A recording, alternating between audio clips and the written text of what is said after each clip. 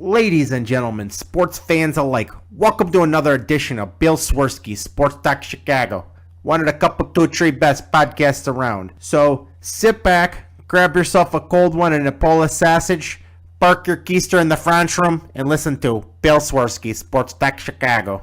In Chicago, you know that all sports rock. The Bears, Hawks, Bulls, Cubs, and Sox. Pick your favorite, you can choose, as long as the Packers lose. For everything you need to know, it's Bill Swerski, Sports Talk Chicago. Bill Swerski, Sports Talk Chicago. Hey everybody, welcome to another edition of Bill Swerski, Sports Talk Chicago. This is your host, Sean. On this episode, we got kids in the clubhouse. We got the Cristiano era in Chicago Bulls. And Marty Bennett, adios muchachos. All this and more on this episode of Bill Swerski Sports Talk Chicago. But first, as always, we'd like to thank our sponsor, the Rockford Ice Hogs. The Rockford Ice Hogs, if you're not familiar, are the AHL minor league team of the Chicago Blackhawks. What does that mean for you? You get to see the stars of tomorrow today at low, family-friendly, affordable prices. Located just 90 minutes from the city limits, fun for the whole family. Go check them out at the beautiful BMO Harris Bank Center. Only 4 home games left for the regular season. 4 regular season home games left. So what does that mean? Get your butt to icehogs.com and get your tickets now. The next home game is April 1st, April Fool's Day. And that will be against San Antonio, and that's a 7 p.m. start. So go to icehogs.com, tell them Swerski Sports sent you. Where to begin? I know last week we just did a football episode, and I promised more. So that's what we're going to get. This week we're going to cover everybody, and we're going to sprinkle a little of this, sprinkle a little of that. And typically we start with the Chicago Bears, but I'm going to the grand finale with the Chicago Bears. And I'm going to start with your Chicago Bulls. And I don't even know where to begin with this team. They are like the most Jekyll and Hyde team. I guess the only way to describe them is anytime that they can shoot themselves in the foot, they do. If it's they need to play well to be a contender in the East, they shoot themselves in the foot and they play terribly and finish up at towards the bottom of the East. But maybe they can be so bad that they can get a good draft pick. Nope. Then they shoot themselves in the foot and win a few games in a row. Well, maybe they can win enough games to steer clear of the Cleveland Cavaliers in the first round of the playoffs. Nope. Then Paul Gasol hurts his knee and enters Cristiano Felicio. Why is this guy a starting center in the NBA? This Bulls team is just like The Walking Dead. It's everybody takes their turn of being out. You get Jimmy Butler, who was out with a knee for a while. Gasol's out with a knee now. Joe with a whole litany of injuries. Taj was out with a hammy. Derrick Rose is just out in general all the time for general soreness. I'm making air quotes. Etuan Moore is out now. It's just been a complete disaster. This whole season has just been a train wreck, and I don't know what else to say about it. But it's just absolutely ridiculous. What was it the other night when? What was it against Toronto? They gave up a 13-point lead late in the game. 13-point lead late in the game against Toronto. Toronto's a good team. Don't get me wrong. They're first place in the East, which is not really saying a lot, but the Bulls just really have their numbers match up really well against them. And the Bulls had a 13-point lead without some of their players. And then you have, and what happens at the end of the game is Toronto catches up, and then the Bulls, I don't even know what they were doing. It was time is against Toronto at this point. The Bulls are playing absolutely no D and letting the Toronto Raptors inbound it, drive the lane, and just throw up a layup. It was time and time again. And you have the announcers and you have the fans on Twitter and whatnot, and even the sportscasters the next day talking about how Jimmy Butler came up with a huge defensive stop. And I mean, it was an all right play, but at the end of the game, but it should have been like 8 mediocre defensive plays in the 8 plays before that to stop Toronto from driving down the lane free for a easy layup, and then they would let time run out. All you can do is make them dribble a little bit. Pass it, dribble, pass it, dribble. You know what? Because that just runs the time off. But if you let them inbound it, and the guy that gets the inbound pass just drives the lane for a layup, that takes like a second off the clock, because the NBA clocks, they're as bad as NBA officials, is they let the guy take 14 steps before they start the clock, and then they stop it as soon as the ball's in the air. It was so frustrating. And then you get a situation where Doug McDermott puts up 29 points. And he's such an enigma. Is you have some games where you just want to punch him in the face because he's abysmal and he doesn't show up. He can't play any defense. And then you have other games where he's just lighting up for 25, 30 points. And you're like, where is this guy? And that's the big issue with the Bulls. You have a team of people that can't play cohesively. You have a team of guys that don't want to run the system that their coach is trying to run. And you have a whole team of guys that can't play consistent basketball. The consistency is the name of the game. I'm okay if Doug McDermott only gives you 10 points a game. I'm fine with that. But we need to know what you're going to get from Doug McDermott every time you put him in. And nobody really on the Bulls other than Paul Gasol is giving you the consistency that you need. And then Paul Gasol, he's giving you consistency, but he's like one notch up from what Carlos Boozer was giving you a couple of years ago. Is you knew Carlos Boozer was going to put up numbers. He was going to give you a double-double every single game, but he wouldn't give you any defense, especially in the fourth quarter. And he was getting those points in the garbage minutes. Like, who cares if you're getting your numbers? You want to be able to win the games. And Gasol is not really giving you that. I like Paul Gasol, and I think he could be of value to a certain type of team, but the Bulls aren't that team. And you have Gar and Pax, and they want to bring Paul Gasol back because they're going to have, with this new TV deal and the expanded salary cap, they're going to have so much money to spend next year. They're going to feel that they have to just spend it on everybody. And they're like, well, why not Paul Gasol? And there's 8,000 reasons not Paul Gasol. One, you want to win ball games, and he's not going to get you over the hump. He's going to be 36 years old. He's got knee injuries and feet injuries, and he doesn't play defense. He doesn't run up and down the court, and you have your head coach who you brought in on a 5-year deal, and you're not going to fire him because you're a cheap organization. And you're a very loyal organization other than Tom Thibodeau. And you're already paying Tom Thibodeau next year, so you're not going to fire Fred Hoiberg because at that point you'll be paying Tom Thibodeau, you'll be paying Fred Hoiberg, and you'll be paying whoever you bring in to be the new head coach. That's not going to happen. There's absolutely zero chance of that happening. So if you're Bulls top brass, your best bet is to bring in players that can play in Hoiberg's system. And I know I harp on this every single time I talk about the Bulls, but it's true. You have to bring in, regardless of how you think he can coach or how he's done this season, Fred Hoiberg is your coach for the foreseeable future. So you might as well give him guys that play in his system that he feels comfortable with, because you're not going to win otherwise. You may not win with his guys, but you're absolutely not going to win with just shoehorning some guys in like Paul Gasol. And similarly with Paul Gasol, with the max contract, is everyone keeps laughing about, well, Derek's not going to get max contract money. Who does Derek think he's kidding?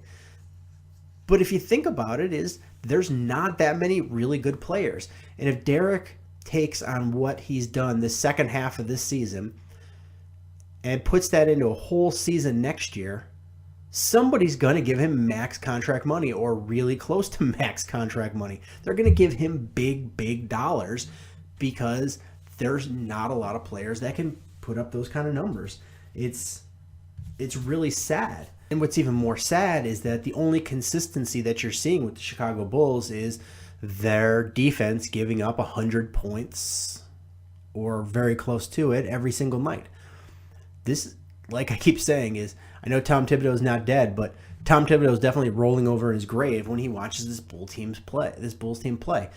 They can't play defense. They're a mediocre offensive team. They're not running the fast-paced offense that Hoiberg wants to run. Had the bad blowout to a bad Bullets team. And sure, they're going to have a lot of money to spend in this offseason because Joakim Noah's money is going to come off the books. Paul Gasol's money is going to come off the books. They already got rid of Kirk's contract. They're going to have money to spend. It's just who is going to come to the Chicago Bulls. Let's take a quick look at who the top players are that are going to be free agents at the end of the season. I think we all know Kevin Durant. Kevin Durant is going to get a max deal from somebody, but he's not coming to the Bulls. Absolutely not. What do the Bulls offer him other than money that he's interested in? LeBron James is going to opt out, but at this point if he does leave Cleveland, he is going to be the most hated player ever. He's going to any goodwill he's won back by going back to Cleveland, he's going to lose. But I just see it as he's going to sign a humongous deal with the Cavaliers, and he's going to come back. But even so, even if he doesn't, he's not going to come to the Bulls because he doesn't want to play in the shadow of Michael Jordan. And two, he wants to win another title. He wants to go play with superstars, and the Bulls don't have superstars to play with him. He wants a coach that he can manipulate and be the coach of the coach. And can he do that with Hoiberg? Andre Drummond. He could be probably the biggest or the most dominant big man in the NBA. He's starting to live up to that potential. Would he come to the Bulls? I don't think so. Paul Gasol is probably one of the top players. DeRozan from Toronto. Al Horford. I would love to see an Al Horford. Dwayne Wade is long in the tooth. Dwight Howard is old. Then you start getting into the other players that are just big money contracts that aren't going to really help you. There's only a handful of guys that can really help you, and I don't see any reason that they would want to come to the Bulls because it's a team that's in disarray. You ask yourself, well, how do the Bulls get better if they have money but nobody wants to come there? They're going to have to wish and hope that a few things happen. The first is they shot themselves in the foot. Is they potentially could get the Sacramento Kings first round draft pick from this year. The issue is that the Sacramento Kings draft pick is a top 10 protected, which means that if it's a top 10 pick, then the Bulls don't get it this year, but Philadelphia has the option to flip-flop picks with the Sacramento Kings. So meaning if Sacramento somehow gets the number 1 overall pick and Philadelphia gets the 3rd overall pick, Philadelphia has the option of flip-flopping, getting the 1st overall pick and then versus the 3rd. But the Bulls don't get it unless it's a top 10 pick or outside the top 10 pick. But Sacramento is absolutely going to be in the lottery this year. The Bulls could have done themselves a favor by losing tonight's game, moving Sacramento up, and giving them a higher chance of getting an 11, 12, 13, 14 pick. But instead, the Bulls go and win and hang on to that eighth wild or that 8th seed in the East. and the right to play Toronto right now. It just seems a little silly, because as it stands right now, is Sacramento has the 7th worst record in the NBA, which means the highest probability is for them to get the 7th overall pick, which means that the Bulls don't get it. So maybe the Bulls get that chance again next year, maybe. But does Sacramento get better next year?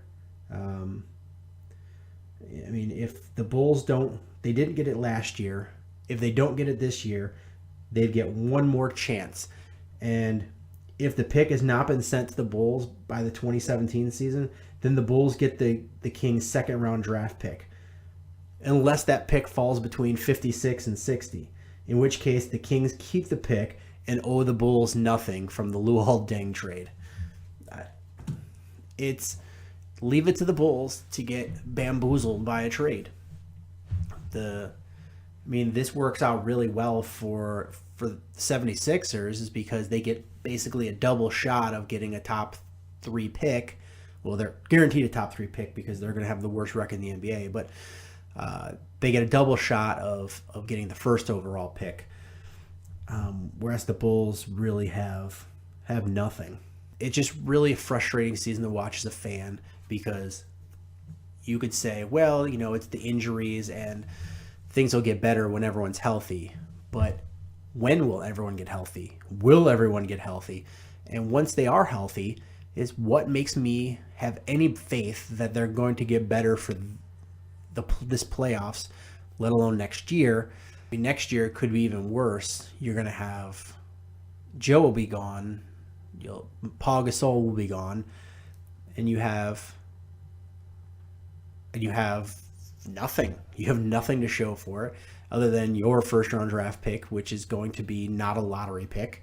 It's going to be somewhere in the middle of the first round. And you already owe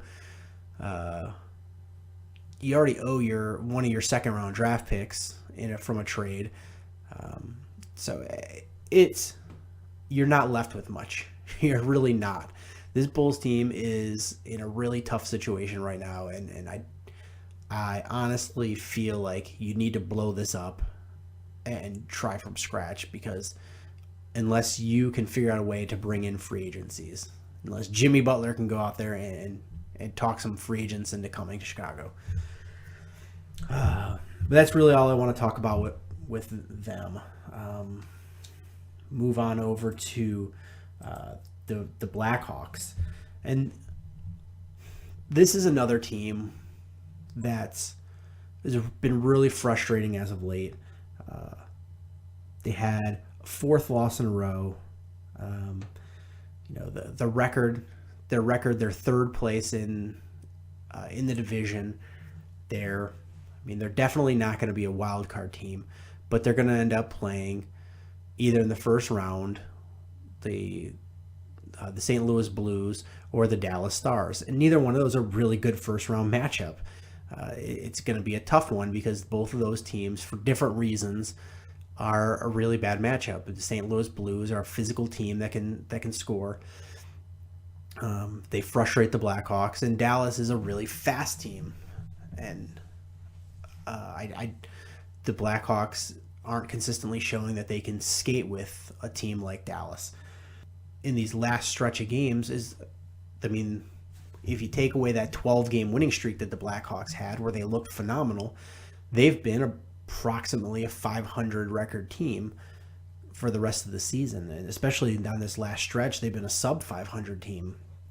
And there's a few key things that you keep hoping that they come away as a takeaway. Is one, they are still trying to figure out what their lines are and figure out some sort of continuity between the different lines and playing together. And you feel like, and it's also a little bit of Joe Quenneville, when you have somebody just stepping into his system, it's a little bit new. It's different than other people coach. He asks some different things of people, and especially centers are a lot more demanding he demands a lot more of centers than he does a lot of other teams. So you have some some key differences in the way that Joel Quenneville asks of his players, and it takes a little bit of time. I mean, if you look last year, Antoine Vermette came in, and he was brought in by the trade deadline, and you expected a lot more from him, and you didn't get it during the regular season. Even in the beginning rounds of the playoffs, he was a healthy scratch a lot of times. You didn't know what you were going to get, but by the time the playoffs were in the late stages, because the NHL playoffs, let's face it, go on a long time, which I love because I love hockey, but it's a long playoff season. And by the time that they were in the conference finals and the Stanley Cup finals, he was playing a lot better. It took him a long while to figure out what it was that Quenneville was expecting of him.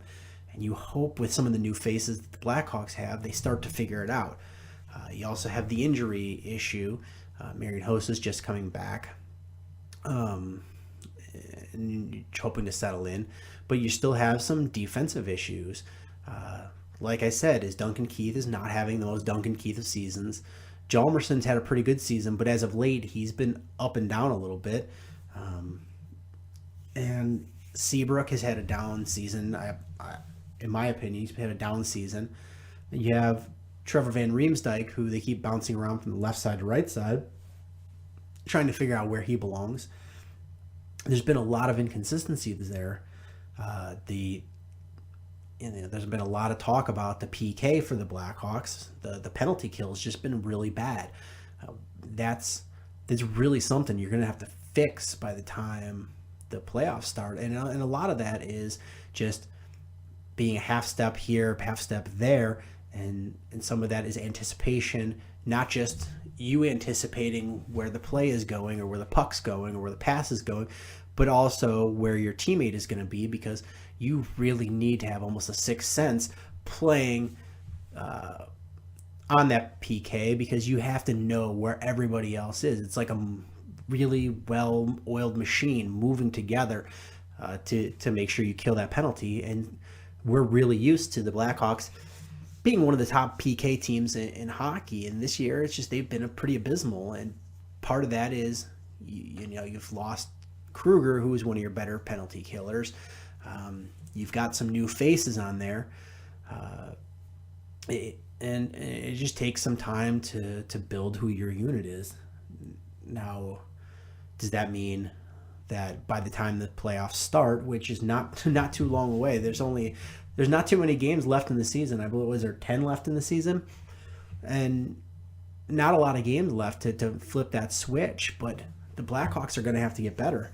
And usually by this time of the year, we're talking about how the power play is abysmal, and the Blackhawks are going to have to solve that by the time the playoffs start.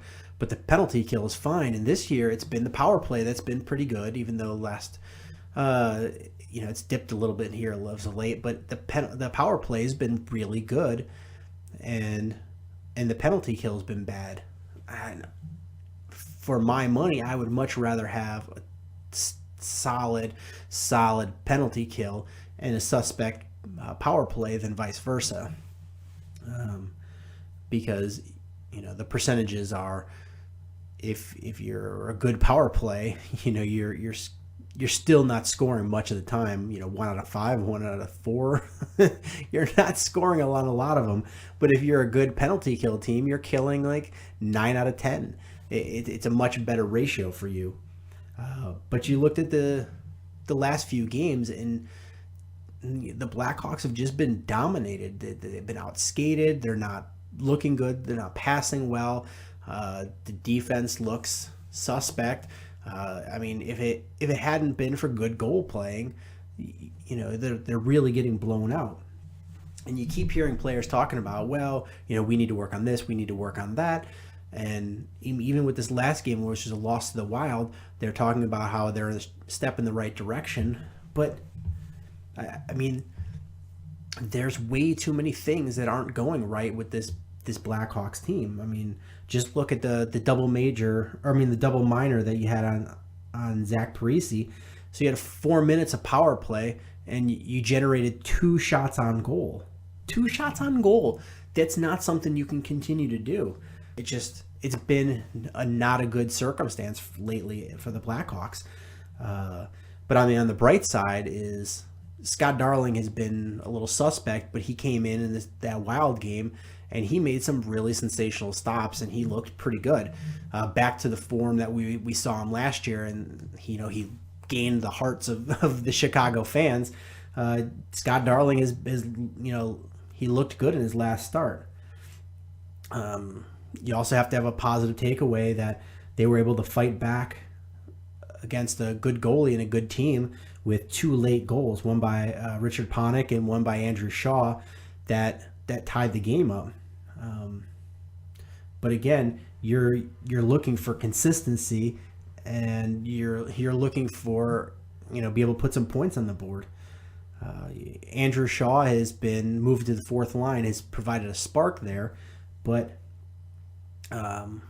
you can't rely on a fourth liner to be what carries you over. You've got to be able to have your superstar step up, which means Jonathan Taves, which means Patrick Kane. These guys have got to step up. And speaking of Patrick Kane, he took a brutal hit, which is a clean hit, but he took a brutal hit by Matt Dumba in the Minnesota Wild game. But the best part about it was after that hit is Panarin, the bread man, goes after Matt Dumba. And that was great to see because you just see some spark in there. And you hope that little spark, that just kind of propels the Blackhawks. It gives them that energy going forward and gets the momentum going. I mean, I know they didn't ultimately win the game, but you saw the fight in them at least. They just didn't lay out and die. They're on this losing streak, and this really has to end because the season is winding down pretty quick. And you want to have some sort of momentum. You want to see some positivity going into the playoffs. And I know the Blackhawks, they have short memories, and everyone wants to believe that they have this switch that they're like, oh, playoff time, and they flip a switch and suddenly they're better. But do you really want to keep testing that? Do you really want to keep going to the well? I know that it's been pretty consistent that the Blackhawks over the last several years have had some pretty terrible months of March, but they need to figure out some of these questions that they have.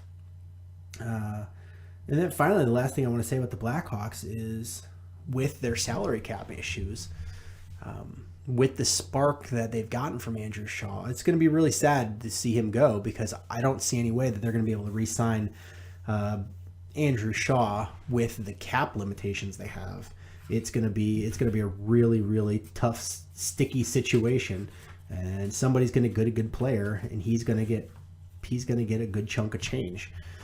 By this time next week, we should have a lot more answered about the Blackhawks, hopefully, and we'll be just days away from the playoffs. Because by the time we do the next show, there'll only be about a week left of the regular season. The Blackhawks, I just checked quickly, the Blackhawks have 9 games remaining. 9 games to iron out a lot of issues. their defensive issues, to awkward pairings, and figuring out which side of they want to be a left or right defenseman. Need to figure these things out, need to figure out what their lines are, and be able to figure out that penalty kill. There's a lot of things to figure out in 9 games and in 2 weeks. So stay tuned for more Blackhawks talk. Again, we're going to move over to baseball. I don't have a ton to talk about. I really didn't have. I know I promised you guys I'd talk some baseball, but it's still spring training, and it's so silly. But then we had the ridiculous story that just broke. First, it was Adam Laroche announces retirement. And I thought it was really peculiar because my coworker, she doesn't know anything about sports, but she gets these NBC5 push alerts. Checking out the push alert, she's like, oh, Adam Laroche is going to retire. I turned to her and I was like, what? I couldn't. So I texted my buddy Gary, who's a diehard White Sox fan, and he's like, shut up, I didn't hear that. We both turn on sports radio and we hear that he's going to retire. And then it comes out, and I'm like, that's weird, because why would you go through most of spring training and then decide to retire then? I mean, it's if you're an older guy like he is, he's in his mid-30s, it's old for professional athletes, but why even bother going through the conditioning and putting your body through that kind of stuff when you're just going to retire anyway?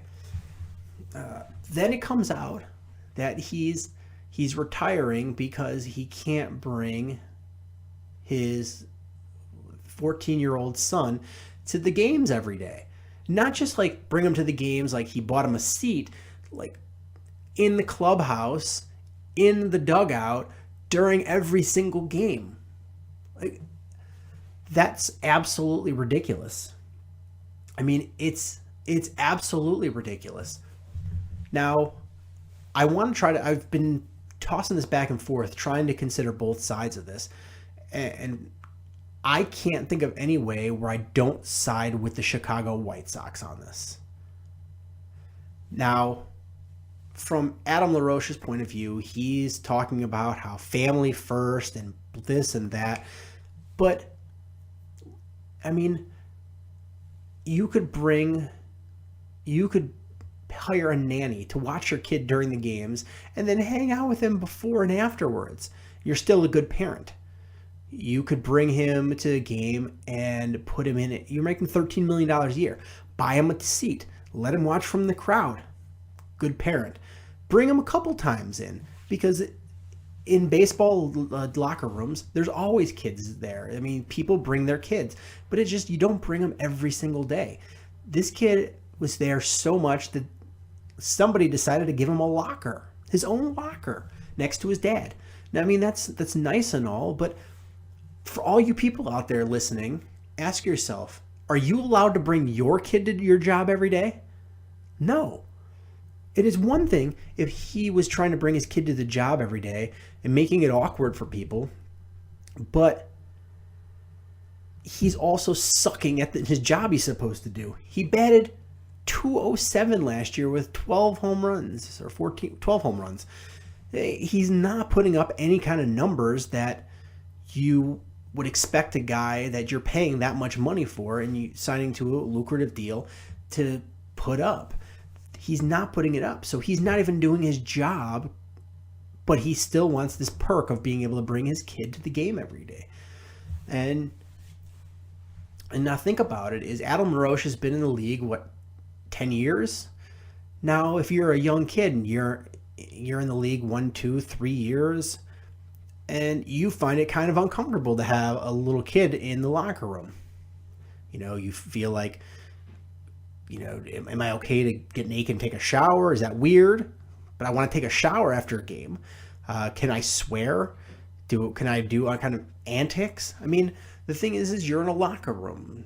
You're got high testosterone level guys in a locker room. Things are going to happen. You're going to do things. You're going to say things. Not all of them are going to be appropriate for a 14-year-old. So now you're this 1, 2, 3 year level player, and you want to question why this kid is in the locker room. What are you going to do? Walk up to a 10-year veteran and be like, "Hey, why is your kid here?" And he's going to turn to you and be like, "Shut up, Rook. Get out of here." It leaves an uncomfortable position, and I feel like a lot of this came to light because somebody was probably emboldened enough to bring it up to management, and they made the reasonable request. Adam Laroche is painting it to be something that's not. He's painting it that it's, well, they hate my kid. It's either all or nothing. But really what they did was, can you just dial it down a little bit? Can you tone down bringing your kid there? Maybe not have your kid in the dugout the entire game, in the locker room the entire game, and in every single game. Let's dial it back a little bit. And he flies off the deep end and is hashtag family first, and he's not answering media questions. He's just releasing a press statement, and he's going to retire. He basically doubled down and said, well, if I can't have 100% my way, then I'm leaving. Good. If you're the White Sox, good. You were wondering how you just got rid of Adam Dunn's big salary, and you couldn't wait to get rid of this guy's salary, and he just retired and did it for you. So good for that. But then it gets even more weird is because several White Sox players afterwards are threatening to boycott a game. And you have Chris Sale who's saying that this team is not against rules; they're against BS. And then the even more ridiculous statement is you have Adam Eaton, who said that with the retirement that they lost two of their team leaders. That Adam Eaton and his son Drake, Adam Laroche and his son Drake Laroche are both team leaders. You just said that this little kid is one of your team leaders. No wonder you were a last place team last year. It's because your team was so dysfunctional that you have a little kid leading it. What is this, a Disney film? What is this, Rookie of the Year? Angels in the outfield? Like, come on. Grow up. Grow up. Go out there and do your job. Act like adults. Seriously. He was asked to dial down being ridiculous, bringing his kid everywhere, every second. Unlike, where he's gotten special privilege over everybody else in this country. And he's unwilling to adjust at all or negotiate or bargain or find middle ground.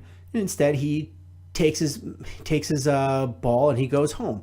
And then you have a bunch of crybabies from the White Sox that are throwing a baby fit about it. Fine. Adios. This is where Rick Hahn, Kenny Williams, and Robin Ventura need to grab the reins on this. And Kenny Williams apparently went in the locker room and got his butt lit up by Chris Sale. Chris Sale screamed and yelled and basically told them to get out. I'm sorry. I don't care how good Chris Sale is. You cannot talk to management like that. They've got to set the rules for this team.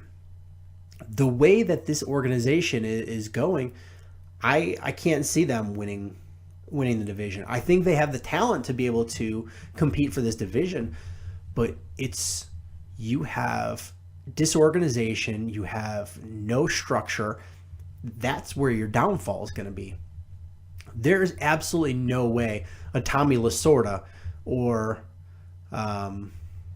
any top manager in the history of baseball is going to put up with a Chris Sale lighting into them or a top general manager. They're not going to do it. Chris Sale, you get put in your place.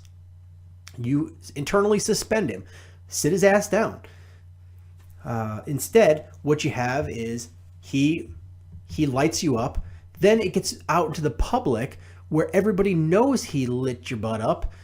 And now you've gotten, pantsed in public by your star player. And then you have the rumors of the Red Sox coming in, swooping in, and trading for Chris Sale and basically giving the White Sox pennies on the dollar for him. It's absolutely ridiculous. Is Rick Hahn, Kenny Williams, and Robin Ventura need to grab the reins in this team and figure out how to figure this, this tough situation out. They need to lay the rules down. And then it doesn't even help more that you can't figure out what you want to do with this fifth rotation spot. Is you've already got so many question marks, but this fifth rotation spot is a big one. Eric Johnson is a guy that you need to figure out what he is. You option him down to AAA, which I guess if you're not going to give him that fifth rotation spot, then yeah, you got to do that because you want him to get regular pitching rotation. You're giving it to John Danks, who's your highest paid player. John Danks is your highest paid player on the White Sox. And then, but you have Matt Latos, who's waiting in the wings. And a couple weeks ago, I had a question about Matt Latos, asking what the White Sox have in him. And Matt Latos is a nice pitcher. He just has a history of bad arm injuries.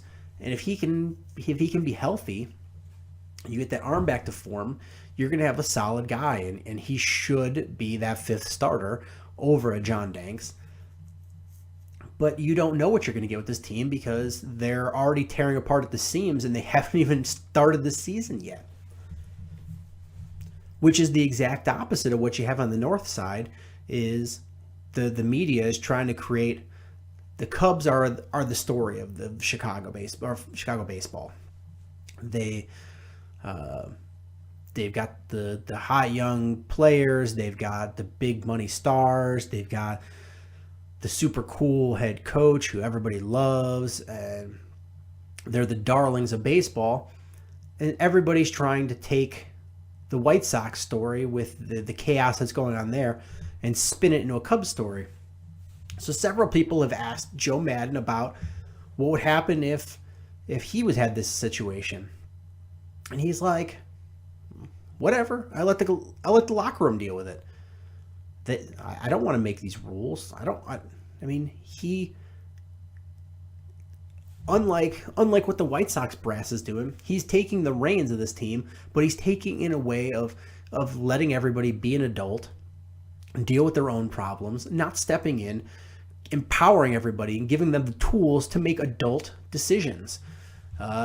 With the whole, there was a dress code issue, and he said, listen, whatever you're going to be comfortable in, that's what you wear. I mean, if you're not going to be comfortable sitting in a $5,000 suit on your plane ride to a series, then don't wear that. He wants everybody to be comfortable. He wants everyone to feel good, to feel empowered, to feel heard, and that's how you treat adults, and that's how good managers work. Is not everybody likes to be yelled and screamed at. Not everybody likes laissez-faire where you just hands off. But Joe Maddon is neither one of those. Where Robin Ventura is sort of just sitting idle, letting things happen. That's really laissez-faire.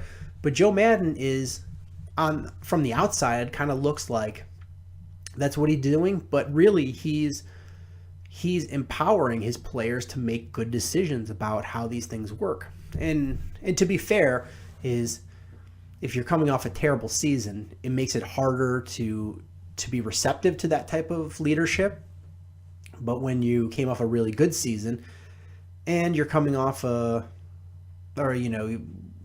stretch where people are saying that you're the favorites for the World Series title, it probably makes it easier to swallow those pills. But I mean, that's really where we see the Chicago baseball going, and watching some of the spring baseball games, you're seeing people talk about, oh, Lester looked good, or Arrieta looked good, or Arrieta looked bad, or Sale looked good and Katana looked bad, whatever. It's really silly. It's spring training. Some guys are just working on getting their speed up to their velocity up on their fastballs. So they're trying a few things out. They're trying to perfect some pitches. Some guys are just working on some stances. Nothing really matters. All these records get thrown out in a couple of days. So who cares what your wins and losses are? Who cares anything? If after a month of baseball in the regular season you're not playing well, that's when you start to do some changes and figure some things out, because that's really affecting you. But just a few weeks into spring training, who cares? Look, last year at this time, or was it 2 years ago, Javi Baez was tearing up spring training. I think it was 2 years ago. He was tearing up spring training, and they sent him down to the minors. And everyone's like, oh my God, how do you send him down to the minors? To see what he was doing, he's going to be the next Mickey Mantle. And then the Cubs brought him up later in the season, and he was on the all-time record pace of striking out. It's because spring training doesn't matter. People are not throwing you their nasty stuff as pitchers. A lot of straight balls, working on getting velocity, fixing some mechanic issues. And some of the hitters are just up there working on some timing, adjusting some swings. It's spring training. It's why they play 7-inning games sometimes. It's why they have split squads. It's why I don't broadcast them really on TV. It's because it's meaningless. It's silly. So I just take it all with a grain of salt, and I don't even take it too seriously the first couple weeks of the season. When you're a good month into the season, that's when you can start seeing trends and either be ecstatic about something or concerned about something. So everyone just sit back and just wait for the regular season to start and just enjoy the baseball games. And then last but not least is we're going to move on to football. And we got a special treat for you is over the weekend, I met with, if you guys remember, Israel Idonije, who was defensive lineman for the Bears for a number of years. He was one of my all-time favorite Bears. I always loved Israel Idonije. Played defensive end, defensive tackle for the Bears. I met up with him, and I talked with him because he is a huge comic book fan. And he has his own comic book company and his own comic book, and we talked a little bit about football, and we talked a little bit about his comic, so we're going to have him on the show.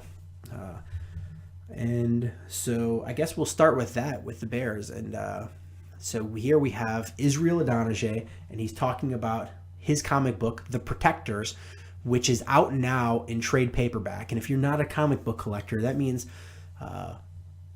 every month usually comics come out in a single issue, like you've seen comic books.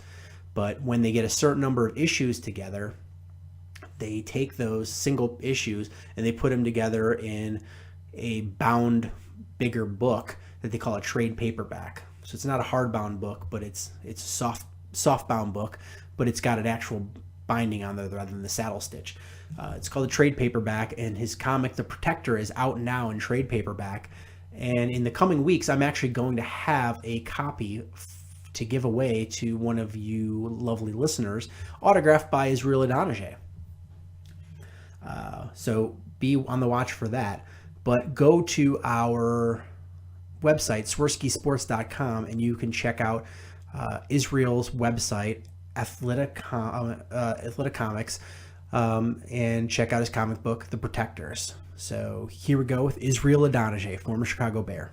So, do you want to tell us a little bit about the Protectors? Yeah, the Protectors. So it's the origin story of the athlete, and you have all these athletes that are great in sport.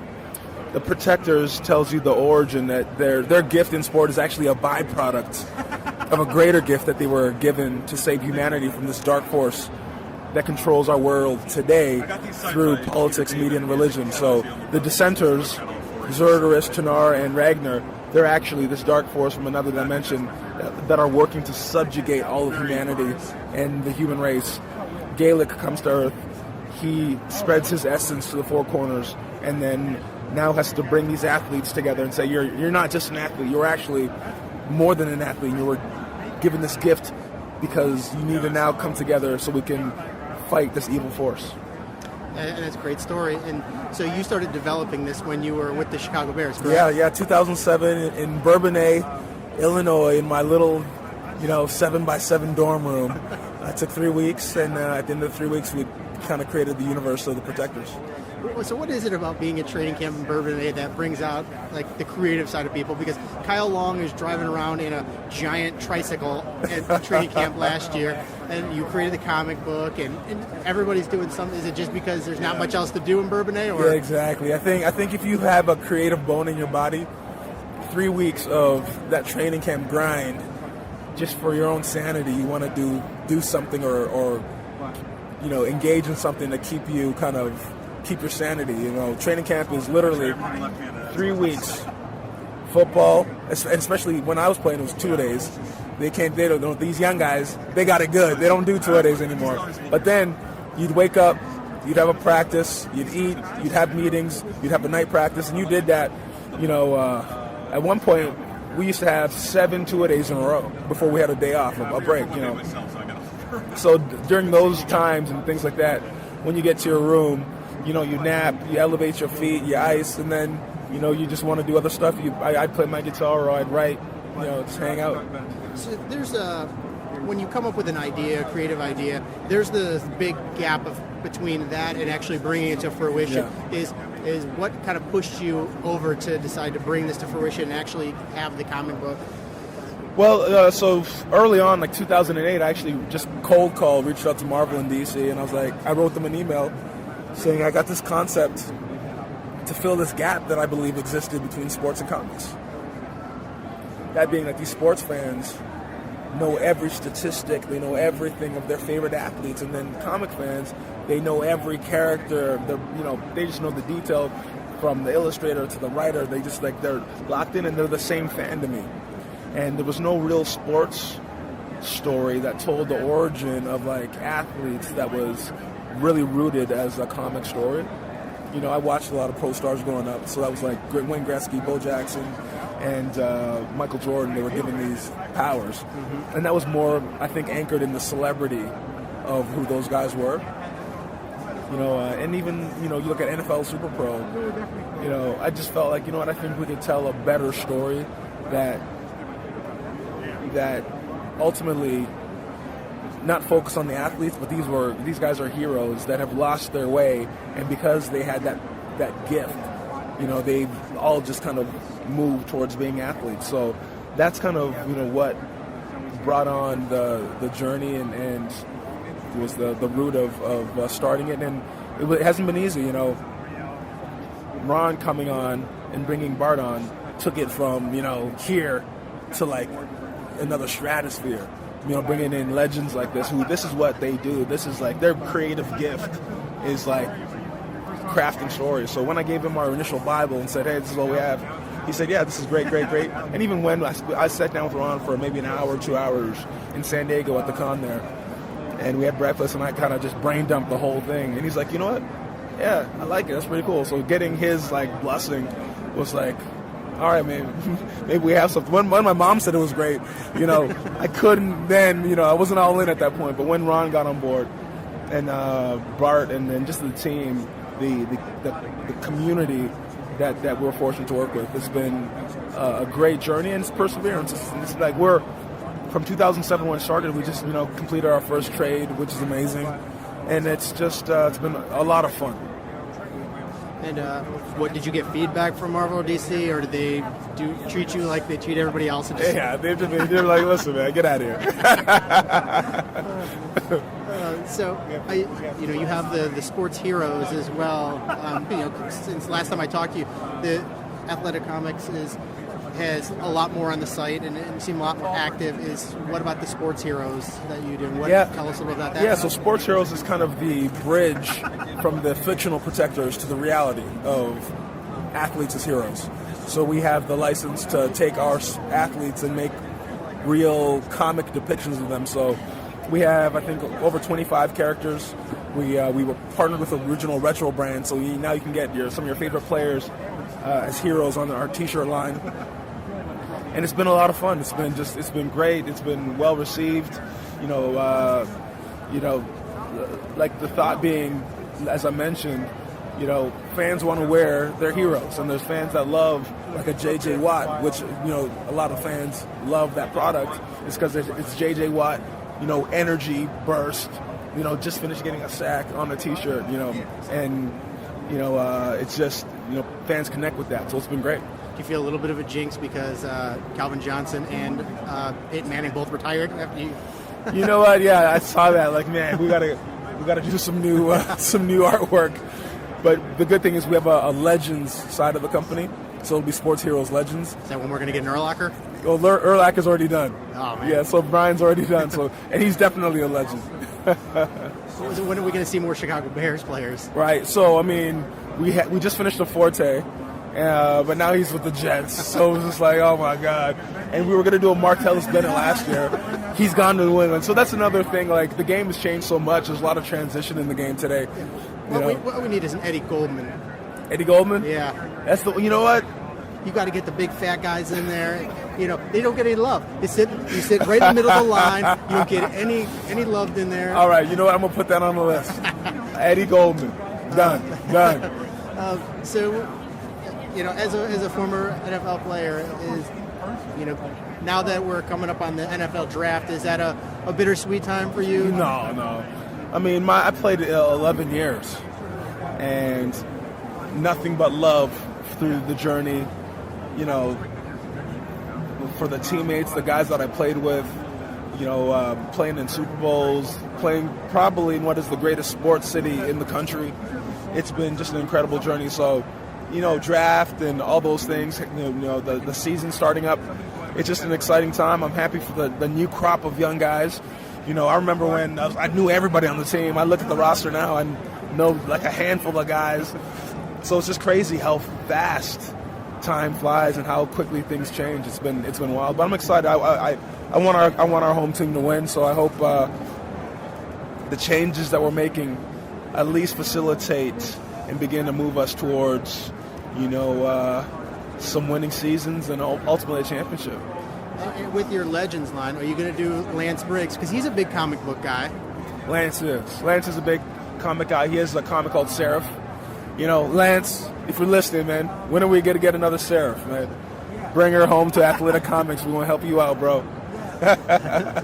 But yeah, any of those guys that, Lance, pivotal guy in some of those great Bear seasons, him and Brian manning that back seven. You talk about like a Peanut Tillman, especially those great players that have been through the organization. The Flash is popular now, but he can't be faster than Devin Hester, right? Zero chance. Devin Hester was, a monster, and it's going to be tough for anybody to do what he was able to do. Nothing. So where can people check out the comic book and the trade paperback? Yeah, so it's going to be on athletacomics.com. Make sure you just go to the website, and from there we actually on the page will direct you where you can get the T-shirt with original retro. You'll be able to get our trade.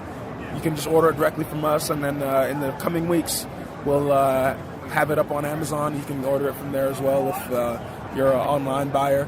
But we'll definitely have it in our own house where you can pick it up. All right, thanks so much for your time, Israel. Man, thank you. Take care. Appreciate it, bro. Awesome.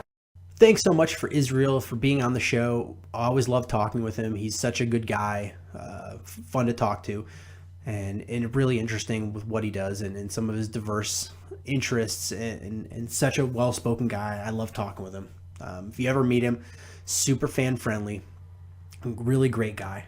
So check out his website, and it's you can go to swerskisports.com, and I'll have a header image that'll have the link to it, or go into the comments of this podcast and I'll have it there as well. You can just click on the website. Make sure you check out his trade paperback for his comic book, The Protectors. And then in Bears news, the big news is I kept talking how the Bears were going to move Martellus Bennett. Bears had to move Martellus Bennett, and that was the way that they were going. But I was always worried that they would not be able to get any sort of compensation for him due to the amount of money he was owed on his contract, the fact that he's been malcontent about his contract, and due to his injury, that they weren't going to really get anything for him. But the Bears were able to make a move and trade him to the New England Patriots, which is going to be perfect for him. It's going to be good for Tom Brady. You're going to have another receiving threat. He's going to be opposite Gronk, so you're not going to have a lot of guys that are going to be able to cover him. And it's going to be a good situation for him. And you're going to have him in a locker room where he's controlled. He can't talk crap about Tom Brady. He's going to have an environment that's really controlled. He can't, flap the handle and be a big mouth. He's going to have to be walking in line. So it's a good situation for him. And the Bears, I felt, got decent return on their investment. I think they probably, if they would have waited till draft day, possibly could have got a little bit more. But, what the old saying is, a bird in the hand is worth two in the bush.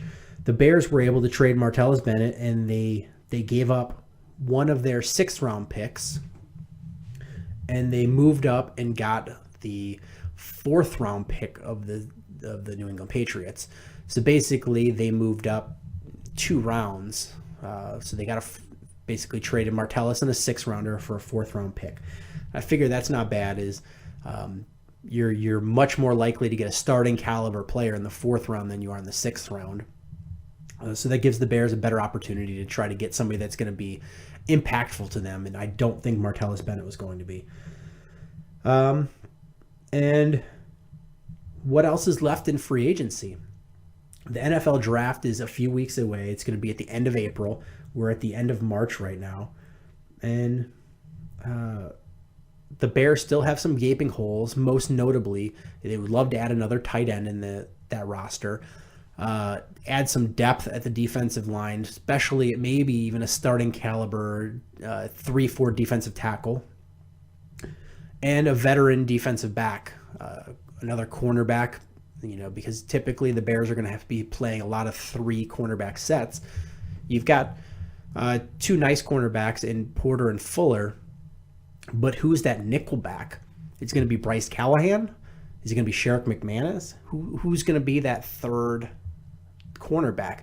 So you would like to see them add another veteran and maybe another veteran safety. So there's a lot more that the Bears are going to be doing.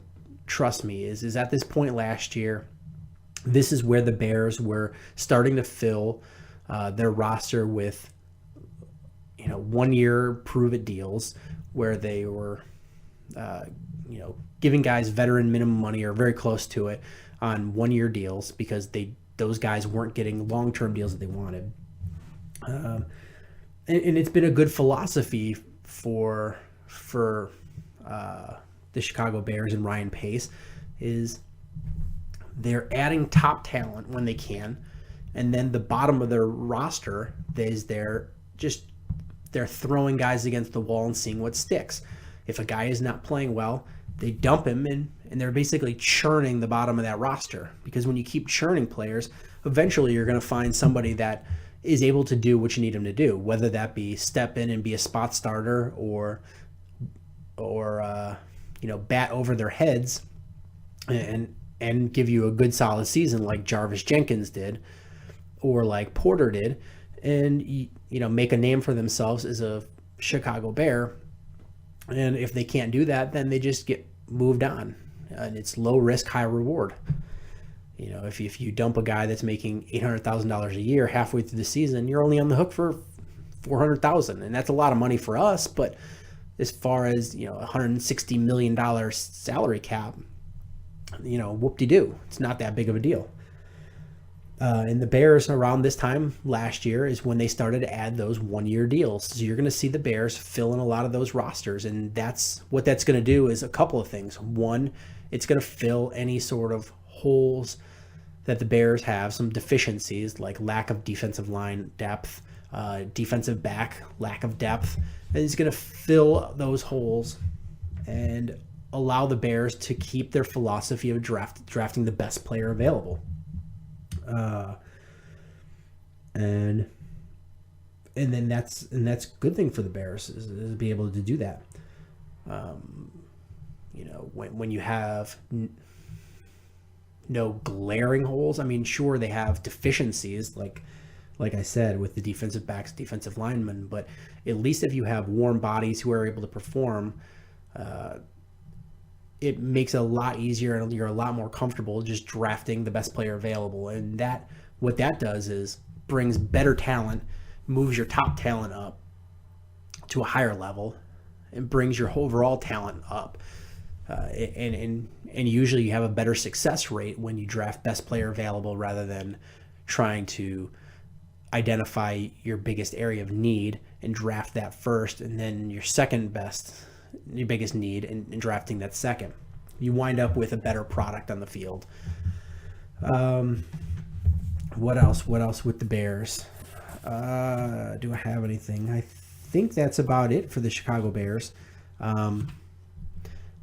One last thing we want to do is every week after the Super Bowl, but before the NFL draft, I like to go through and identify one position a week for the NFL draft and take a handful of guys that'll be in the top 3, 4, 5 rounds at each position and talk about some of the scouting I have for them.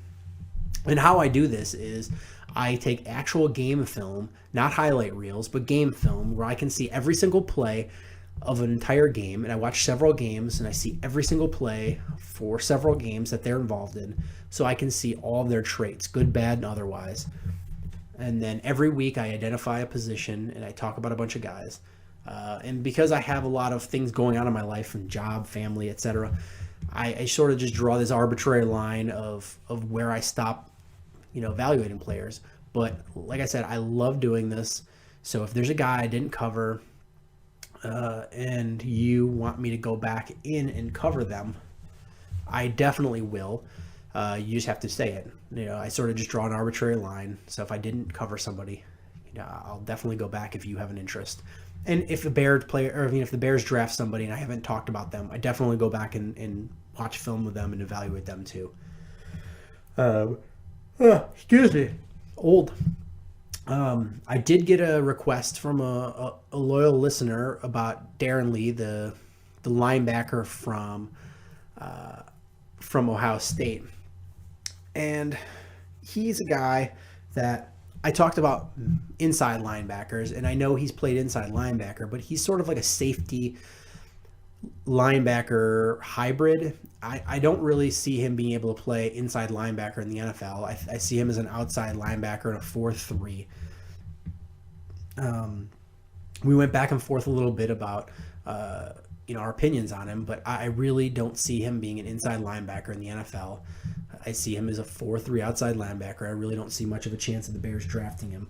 But I didn't get a chance because I wasn't around much this weekend to watch more game film of him, because I consciously didn't choose him, even though he's a top player, just because he didn't fit that mold of inside linebacker. So I promise next week I'll review Darren Lee, and I'll talk about him, even though I still think he is.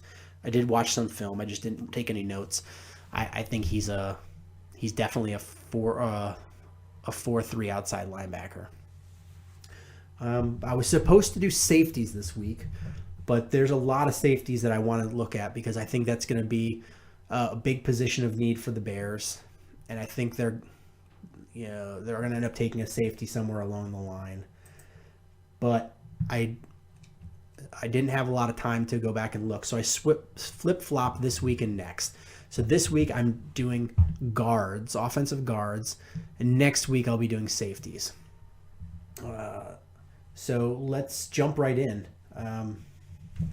The first guy I want to talk about is Cody Whitehair from Kansas State, 6'4", 301.